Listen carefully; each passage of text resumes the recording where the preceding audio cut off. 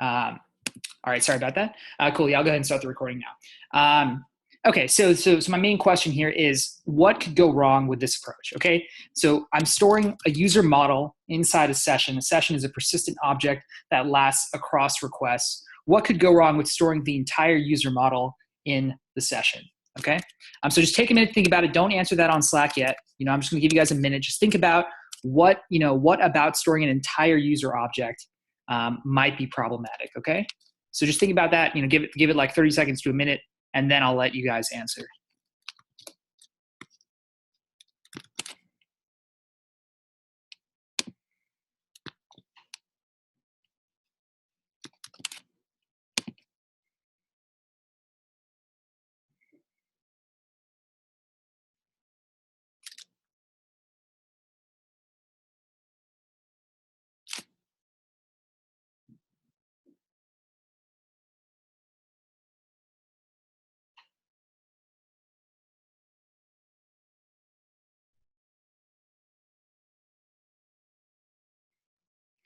All right, so let's go ahead and see does anyone have any idea what could go wrong with that?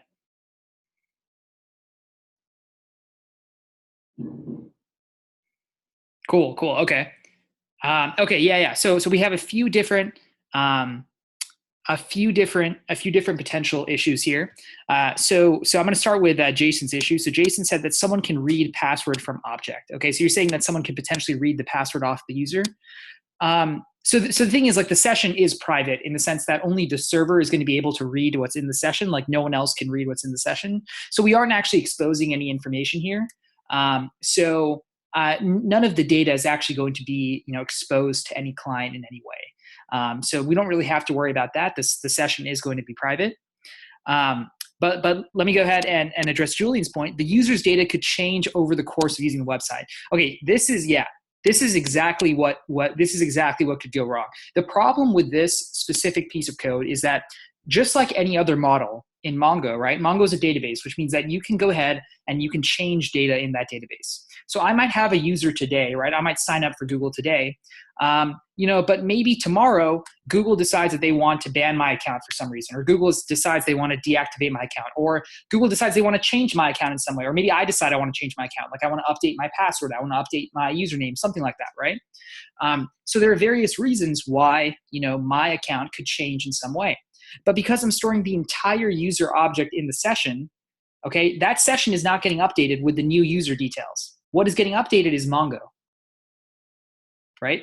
So the problem here is that Mongo is the source of truth, right? Mongo contains the ultimate, it is the ultimate source of truth. It contains information as to what that user model is, like what all the users actually have, what the properties are. And we're replicating that source of truth. We're replicating the data in Mongo into the session as well. And because of that, we now have inconsistencies between our session and between our source of truth, Mongo.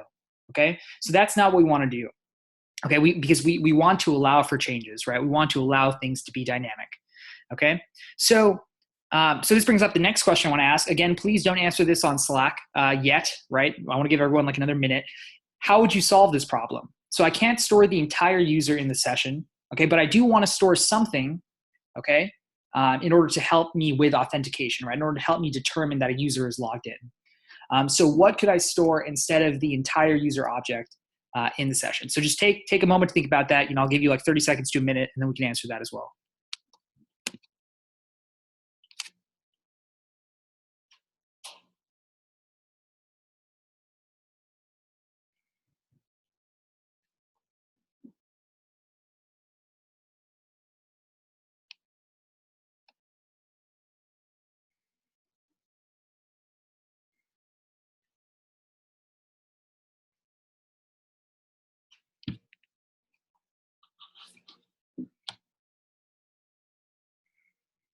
All right, go ahead and put down your answers.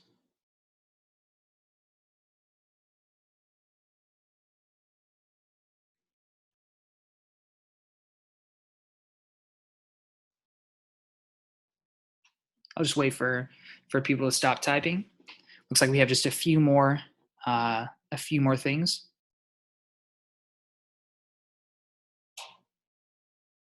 Okay, so I'll go ahead and start addressing some of these. So cookie for user authentication.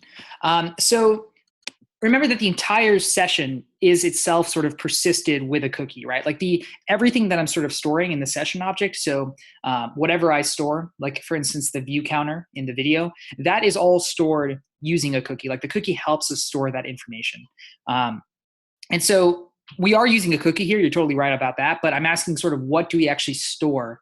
Okay, so what field do we actually store to make sure that we can still identify the user? Okay, so okay, so Patrick mentioned middleware. Yeah, so middleware again is just a way for us to decompose out specific piece of functionality. I'm asking more specifically, how can I store something into the session directly, right? Alon said token. I'm not really sure what token we're referring to here, but yeah. So again, like what are we storing to help identify the user? And okay, so Jesh mentioned ID. Okay, yeah. So yeah, exactly. So what we could do is we don't want to store the entire user object, right? Because if we store the entire user object, we're duplicating information, and we're basically going to make it so that we can have two inconsistent pieces of information. Okay. So if, however, we were to store the ID of the user as opposed to the entire user object, okay, that would actually help solve our problem. Now, the reason that helps solve our problem, okay, is that now every time we want to access the user object, instead of having the entire user object in the session, we instead look at Mongo and we say, hey, Mongo, we have this ID. Okay, we have this user ID from the session. Can you give us back all of the data? Okay, all of the data that corresponds to that user. Okay, so let me sort of make that clear to you, right? So basically, I'm going to go ahead and send. I'm going to go ahead and store the user's ID, so the user._ID field, right? Underscore ID is sort of how they represent it. So now what I can do over here is that now if I want to access now let's say I'm in a different request, right? So I'm in like server.get dashboard. If I'm doing some dashboard, right? What I can do is I can get that session, I can get that user ID, right? So const user ID is equal to rec.session.user ID. Okay. And now what I can do is I can say, hey, I have this ID. Let me ask Mongo, the source of truth. Let me ask Mongo for the full user object, right? And you guys know how to ask Mongo, right? Basically, we can just do user.findById and then pass in the user ID, right? And that's we're gonna have to define a callback here in order to get that. I'm not gonna write that out. But the point of the matter is, what we changed here is that we realized that we can't store the entire user object. But what we can store is something that never changes. And what never changes is the ID of that user, right? We never modify the ID field. The ID field always stays the same. You could also do this with like a username field. If the username field is unique and doesn't change, you could do this with the username field, right? So I'm doing with the ID field here. So basically we store this ID, and then later when we need user information, we ask Mongo. We say, hey, Mongo, what is the full user information? Give it to me. I just have the ID. And in this way, we avoid storing two inconsistent forms of data. Okay? And so storing the ID is a great way in order to actually solve this problem right here. Okay? And yeah, so a token that identifies the ID, that key that refers to the ID. Yeah, so I'm storing the ID itself actually. But yes, yeah, you're totally on the right track there. Cool. Are there any questions about how you would go ahead, storing, in this case, a reference to the user? Hopefully that's clear. You're definitely going to use that in the assignment, so just want to make sure that that makes sense. Okay. We have Jason typing, so I'll just give him a second if he has a question. Otherwise, I can go ahead and move on. Has this been hash salt at this point? No. So no. So remember, hashes and salts are used for passwords, right? So instead of storing passwords as plain text, we're going to hash the password using a salt to give us a more secure hash, and then we're going to store that in our database. So by contrast, I'm assuming that a user is already in the database, and I'm asking how would we maintain a session of that user, right? How would we basically make it so that across multiple requests we know whether a user is logged in? Right. So for instance, like when you log in to Slack, okay, Well, actually, perhaps Slack is not the best example here. Let me give you another example. Let's say that you log in once to Google, okay? Now you can actually access your email, you can access your calendar account, you can do a bunch of actions on both of those, you can create events, you can, create emails, read emails, you can share events with people, you can do all of those things. All of those are different routes that Google has defined, and you don't need to log in again, right? You just needed to log in once at the beginning. Okay, so that's what we're trying to accomplish here. It's the idea that you want to log in once, and then you want to actually persist the fact, Google wants to persist the fact that you have already logged in. So I'm asking you the question. So the question that I was addressing here is, how would you store what user has currently logged in, right? And we want a persistent store. That's why we're using rec.session, because rec.session will last across multiple requests. So we want a persistent store. And how would we actually store that user, right? And the correct way to store that user would be using some identifier as opposed to the full user object.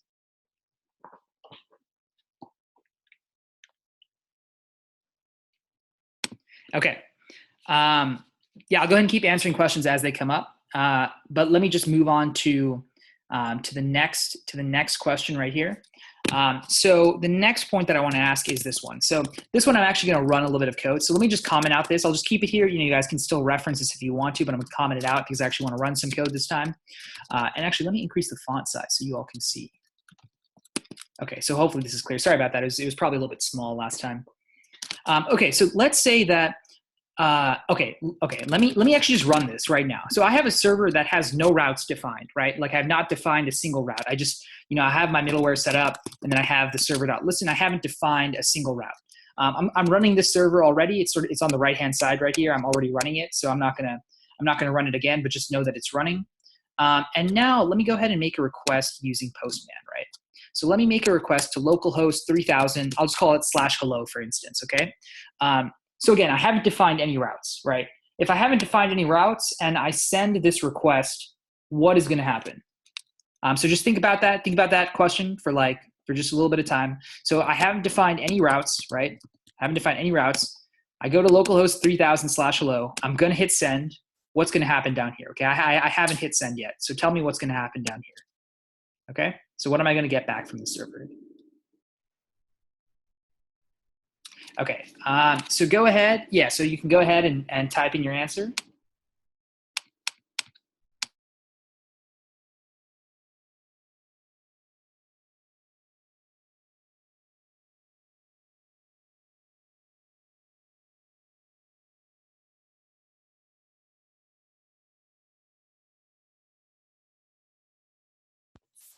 Okay, so we have some answers from Patrick and Alon. And I think a few other people are typing, so we'll just give you one more minute.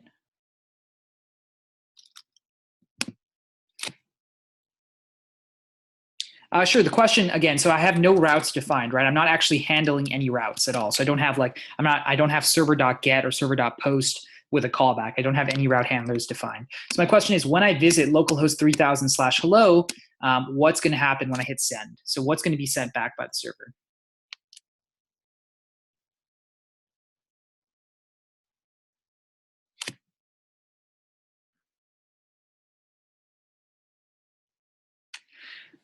Right. So Patrick and Ryan and Alon, they all said that you could get a 404 here. And yes, that's exactly what we're going to get.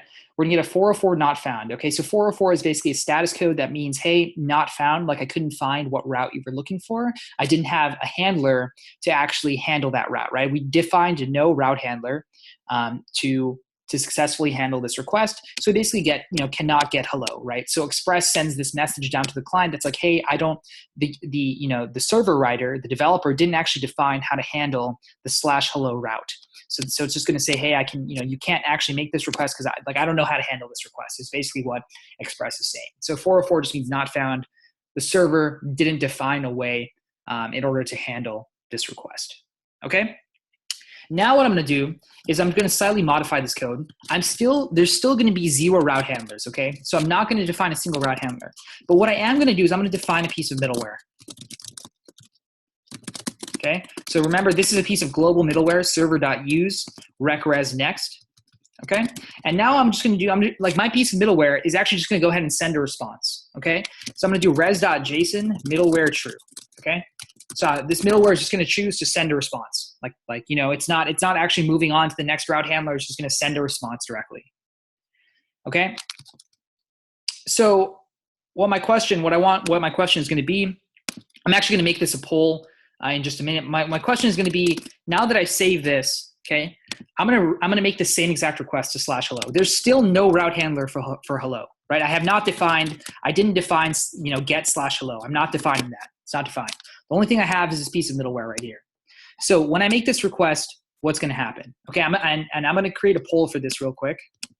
Okay, so poll, there's only two options here, right? One option is that it's either going to give me a 404 again, or the second option is it's going to give me middleware true.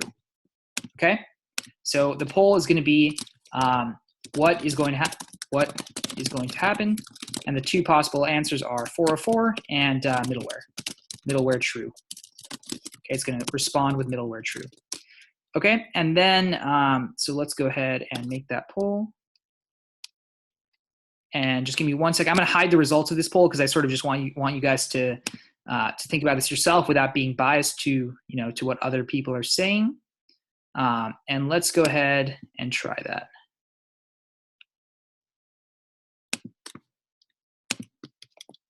So this is the code right here. Okay. So the only thing I'm doing, I'm actually going to hide Slack too because it's going to show the results if I show you guys my Slack. Okay. Server.use recres next. Okay.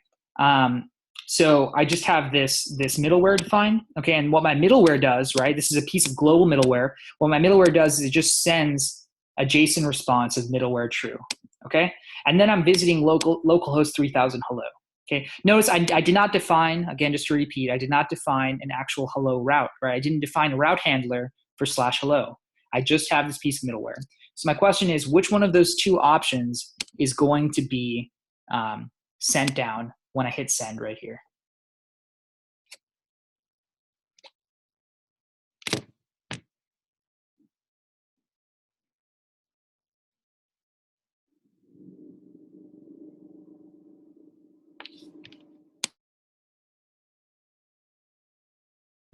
Sorry about that. There's a little bit of noise that's going on like around me, so I can't really control that, unfortunately. I try to mute myself when that happens, but if you guys hear some of the some rumbling or like drilling noises, basically, I apologize for that. Okay, let's go ahead and look at this. Oh, okay. So apparently, the code is very faint. Right. So you're not actually looking at this code. This is just. Oh, the sound. Oh, okay. Got it. Sorry, I misunderstood that. Okay. Well, I'm glad. It's pretty loud for me, so I'm glad that it's not as loud. Okay, cool. So okay. Unfortunately, I guess I can't really see this result if I click on it.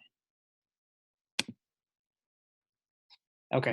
Well, I guess I'm not an admin, so I can't really see this result. But anyway, the correct answer is going to be middleware true, actually, right? So if I go ahead and run this, I'm going to see middleware true. Okay. So now this brings up a really interesting point. Okay, and the really interesting point that's being made by this is that even though there is no route handler defined, this middleware, this global middleware, is still going to kick in. Okay, so the global middleware is still going to be called prior, basically prior to this, after this request comes in, the global middleware will be called, and then any route handler is going to be called after that if the middleware continues, right? If the middleware calls next. Okay, but basically the middleware is always going to be called even if the route handler isn't actually defined. Okay, now this actually gives us an important ability. Okay, and what that ability is that we can make it so that our middleware dynamically defines routes for us. Okay, so let me repeat that one more time. We don't actually have to have pre-existing routes. Okay, we don't actually have to have pre-existing route handlers like server.get, for instance, server.get/a, recres, right? I don't have to have this route explicitly defined. Okay, let me give you an example of what I'm saying. Let's say I define a server.get/a. Okay, and I'm just going to return A1 as a JSON response. Now, if I make a request to /a, okay, And let me actually just comment out my middleware, right? So if I make a request to /A, what's going to happen now is it's still going to respond with middleware true because my middleware is intercepting it first and it's choosing to respond directly. So it's not moving on to the route handler, right? But if I comment this out, it's going to work as expected. So /A is going to go ahead and return A1, okay? So this is very similar to what you guys were doing before. But what I just told you was that middleware handles anything, even if the route isn't actually defined, right? So basically what I'm saying is I can dynamically define in my middleware a route for /A. So I can go ahead and do that. So I can say if rec.path is equal to /A, okay? Rec.path is the URL path, basically everything that comes after the domain. Okay, so if rec.path is equal to /A, then I can respond in my middleware, okay, with A1, like this, okay? Otherwise, I can respond with middleware true, for instance, okay? So now let me go ahead and make the same request. I got rid of this A route. And we can see we still get A1, and we get A1 from here. Actually, to make that clear, if I made it like A200, just to be clear that the middleware is actually kicking in, right? You can see A200. Okay, so in other words, this gives middleware a lot of power. Even if a route isn't defined, middleware is allowed to handle that route however it would like. Okay, and I'm going to show you an example of how you can get a lot of power out of this in just a minute. I'm actually going to implement one piece of popular middleware that a lot of people use. But before I move on to that, I just want to make sure, I just want to see, are there any questions about any of this that I've just talked about right now? Okay, so again, just to sort of repeat, wait, so do you mean to say that all middleware will behave this way, or this particular piece of middleware? I thought middleware was more of a catch-all term. Yeah. So to be clear, what I'm trying to say is that middleware will always run regardless of whether a route is explicitly defined or not. What that middleware does depends on the specific piece of middleware, right? But my point is that middleware will always run before a route, even if that route is not explicitly defined. Okay, and it seems like, I'm just going to mute people just to make sure. Okay, cool. And all right. Okay. Are there any other questions about how that works? So considering the last project, route will run after middleware executes a verify in the authenticity. So what middleware did you have in the last project? I actually don't remember what middleware was in that.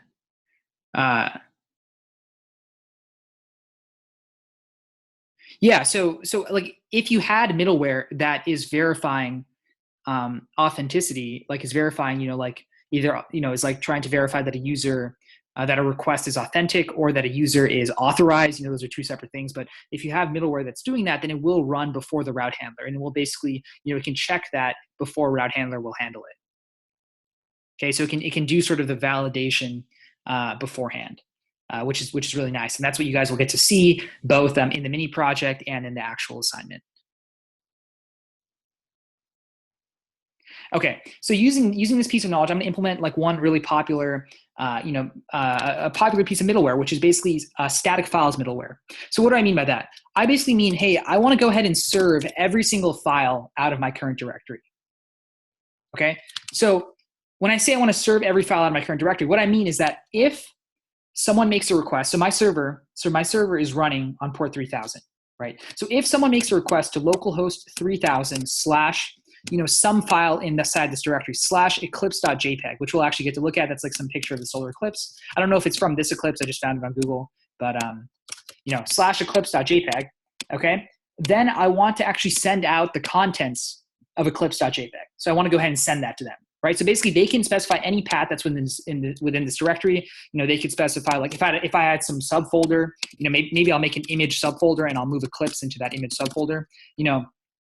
So now Eclipse is inside the image subfolder. They can make a request to /image /Eclipse and they would get that, right? So they can specify any basically extension to the file system path, and then I'm going to go ahead and fetch that file for them and serve it to them. Right? If they specified index.html, then I'm going to go ahead, I have an index.html in this current directory. I'm going to go ahead and just serve them this file right here, right? I'm going to serve them this HTML to their browser. So that's what a static file server is. It's basically like a way for you to serve files, directly to the client. So the client makes a request to you, and you serve a file off the file system.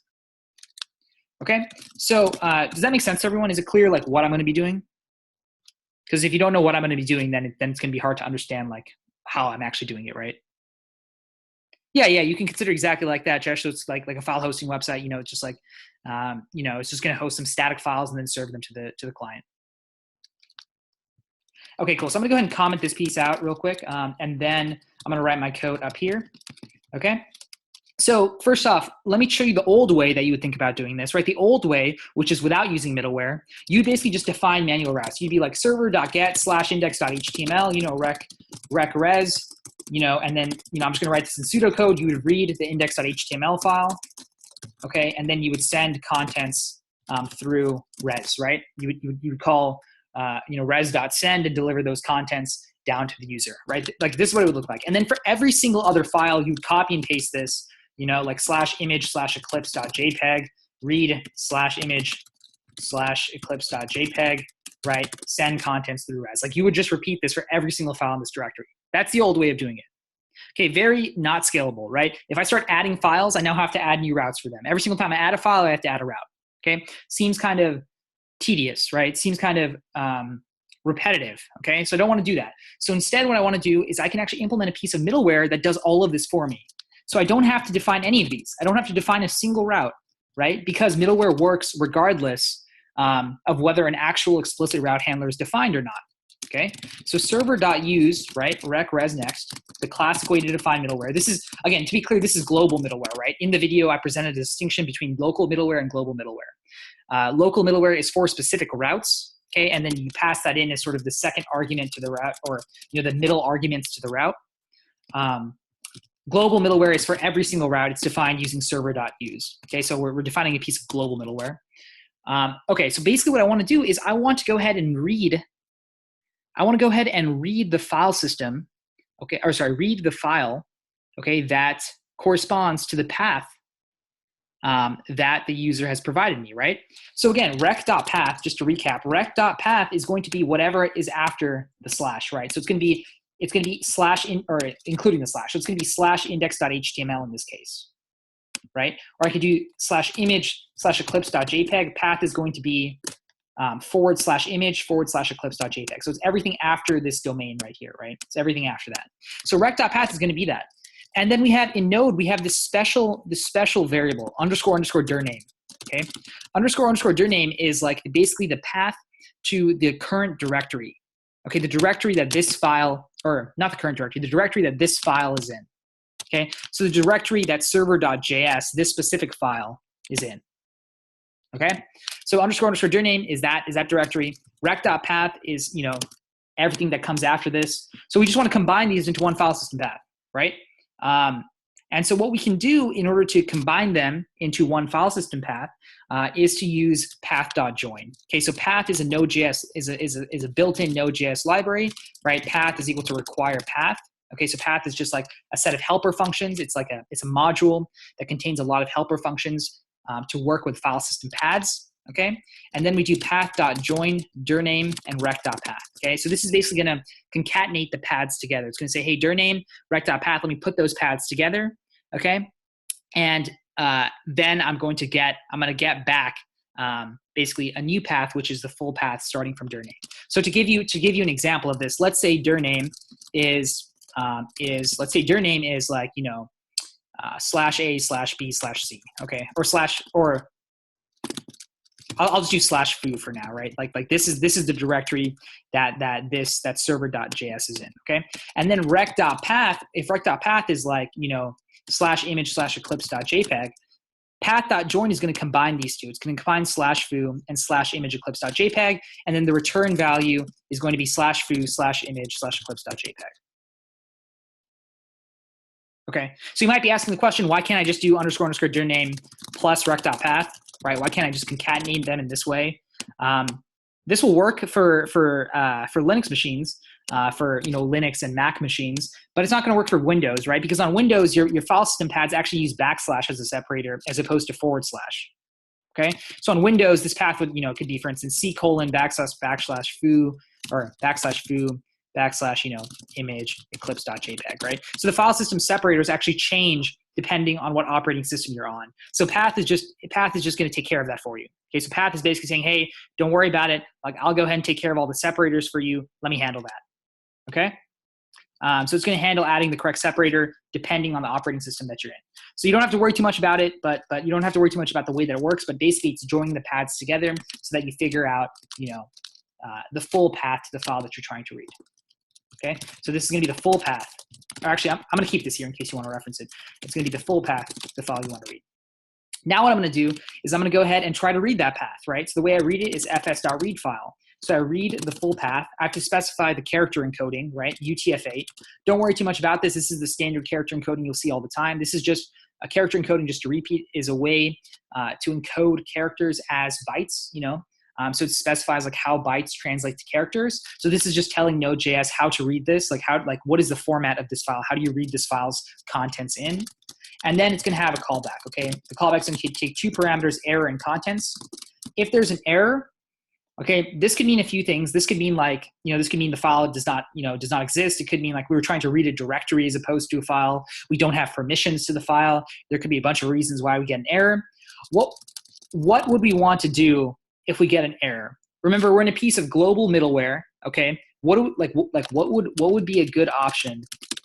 What should we do on line 22 right here? What would be a good option because we're in a piece of middleware that's trying to serve out static files? What should we do right here in handling this error? So just take a moment, take like 10 seconds or so. Think about that. We're running a little bit short on time. So actually, go ahead and answer that.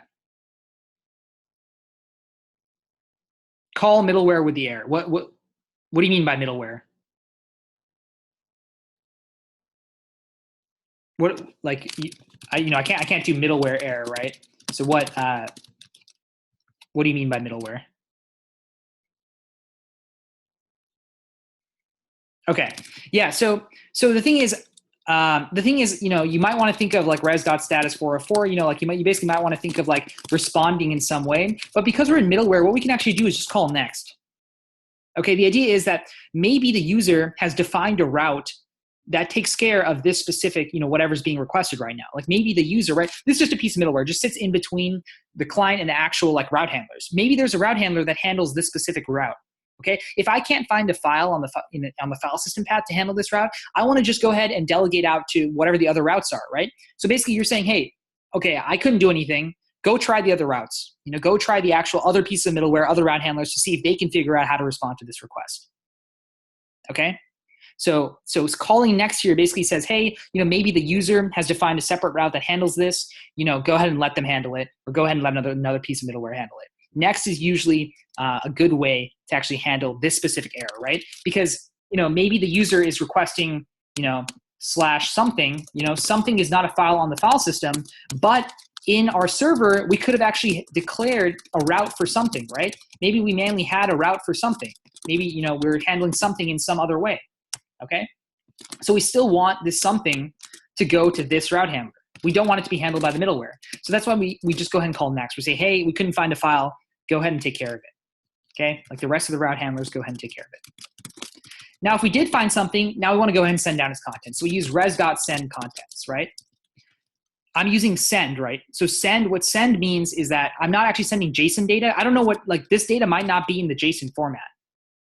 Right? Like it very well could not be JSON. Like index.html is HTML. Eclipse.jpg is JPEG data. So I'm calling .send and passing in those contents in order to send that. Okay. And then I need to specify the type, right? So previously you guys have always used res.json for the most part, but I can specify other types. And if you remember back when you first learned about JSON, we called res.type JSON followed by res.send contents to specify that we're sending JSON data down. Okay.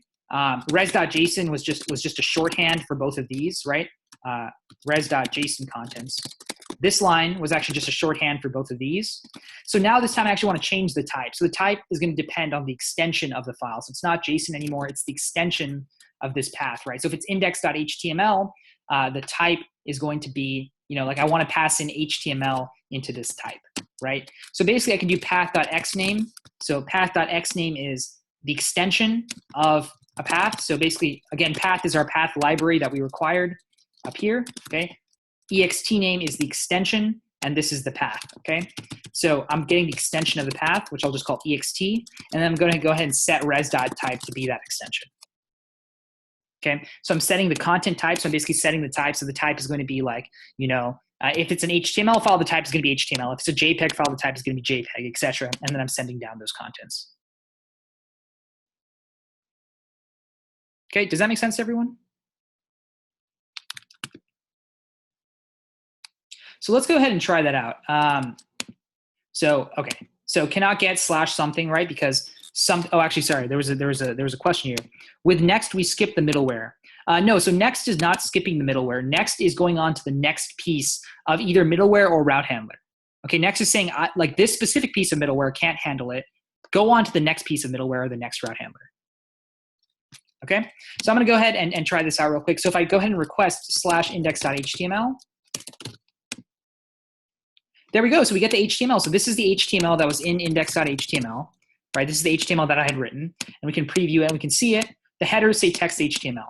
So that's perfect, right? And then we can actually check out image eclipse.jpg. We might actually have an issue with this. Let me try this out real quick. Okay, so we do have a slight issue with this. So one problem is that a JPEG file is actually a binary file. So it's not like a set of characters, right? An HTML file is a set of actually readable characters, okay? So an HTML file is encoded in UTF-8, but a JPEG file is just like, if I try to open up eclipse.jpg, it looks like this in my text editor. It's a bunch of just binary data. Some of it translates to characters. Those are the characters that you see in this file. Others don't translate to characters. So we can't actually specify UTF-8 encoding. I apologize for that. We can't actually specify this because it could be binary data, right? We can't assume that it's textual data. So let's try to fix this. So I think if we just get rid of this and we don't pass it in encoding, it'll just give us a buffer. So a buffer is just like a set of bytes. So it won't try to decode the set of bytes into actual contents, okay? It will just give us back a buffer, which you can just imagine is like an array of bytes. And then let's go ahead and send down that buffer right here, okay? So let's try this. Okay, there we go. So that's actually the image of the Eclipse that I had in my folder. So, I can open up and preview if you want, image eclipse.jpg. Yeah, so you can see it in preview, and it just got displayed on our website. And you can see the header was appropriately set to image JPEG, right? The content type header. That's because we called res.type with the appropriate extension right here, okay? And yeah, we found the file by using path.join. Okay, so basically with just this one piece of middleware, I now handle every single one of these routes, right? So index.html, right, is handled. I can do server.js. I'll get the entire contents of server.js because that's inside my folder. I can do image eclipse.jpg like I just did. All of these work because of this one, like 10 lines of code. I didn't have to duplicate any route. If I ever add a file, it immediately works with that file. Like that's the beauty of it, right? So for instance, like let me go ahead and just touch like a.text, and inside a.text, this is some text, right? And then I just go ahead and access that, localhost /a.text. I didn't change my server at all. There we go, it just worked. Okay, so that's the beauty. That's one of the biggest pieces of beauty of middleware, right? Basically, I can just handle any route I want in any way. So I just dynamically added a ton of route handlers to handle every single static file in this directory. Okay.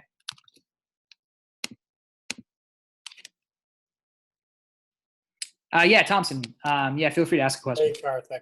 This is really cool. I'm really enjoying this. And this is giving me insight into writing Express middleware that I had no idea about. So can we go back to, yeah, this exactly. So for my own context and for the context of the users, middleware in Express is when you add a function to server.use, right? Using server.use, you pass a function in, and then anytime a route gets accessed, it goes through the list of functions that have been added through server.use and executes each one. Yep, that's right. It executes each one so long as they call the next callback, right? So if one just handles the response directly, then it's not going to call anything else. So as long as they call the next callback. So you could have two middlewares that were kind of not compatible with each other, where the first one would steal the response from the second one, and it would matter what order you had defined them as to how your server would behave. Yeah. So we can quickly try that. So for instance, let me add in another handler right here, right? And this time I'm just going to go ahead and send a response. So I'm going to send like middleware true again or something. right? And I defined this You didn't middleware. call next. What was that? But you didn't call next. Yeah, but I didn't call next, exactly. So I'm not calling next here, which means I'm not moving on to the next piece of middleware or the next route handler. I'm just setting the response. So let's go ahead and try this out. Okay, and there you see, right? You see that basically this middleware was the one that was All called. you get is middleware true, no matter what resource you try to load. Exactly, because this is the first one. The middleware that you just wrote for us is essentially a static file server. It turns your Express server into a static file server. It'll serve any file that is within its directory and down from it, correct? Yep, that's right. All right, so one more comment and question. The other middlewares that you've specified above, server.use body parser.json, server.use session with a secret, those are functions. And that body parser.json is just a JavaScript function that was written by somebody else that's going to get executed every time you hit a route with your Express server. Yep, exactly. Yeah, body parser.json is going to return a function that will be executed, This has been a really cool presentation, and I feel confident writing all kinds of my own middlewares just from seeing this. So thank you. Oh yeah, absolutely. No, I'm glad you enjoyed it, and thanks for your questions too. Hopefully that clears up, how they interact with each other. You can definitely get middleware that's incompatible, and sometimes it's really hard to debug. But hopefully this clarifies it. So thanks a lot for the questions, Thompson. Add if rec.path middleware true else next. Well, I mean, rec.path is always going to be defined. Are you? So it's always going to.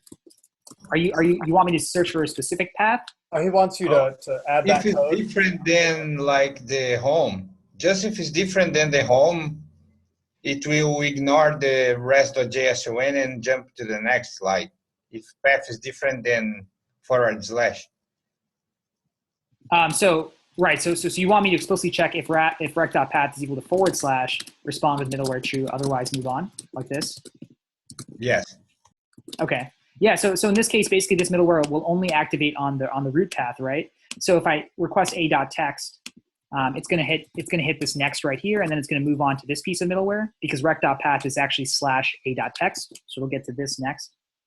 If, however, I visit the root path, which is just / and I hit send, that's going to give me back middleware true because it's going to get into this one. Okay. Cool. Hopefully that makes sense. I really need to stop this though because I really want to give you guys some time to work on the mini project. I've tried to make the mini project pretty small this time just to make sure that you have enough time to finish it. I think I'll go ahead and do the review for the mini project at 5:30 to give you guys 45 minutes to work on that. Hopefully the mini project has become a little bit easier based off this Q&A session in the lecture. If you have any questions about it, definitely don't hesitate to let me know. But yeah, thanks so much for joining me today. I'll go ahead and also try to post this video up shortly. So let me go ahead and stop the recording.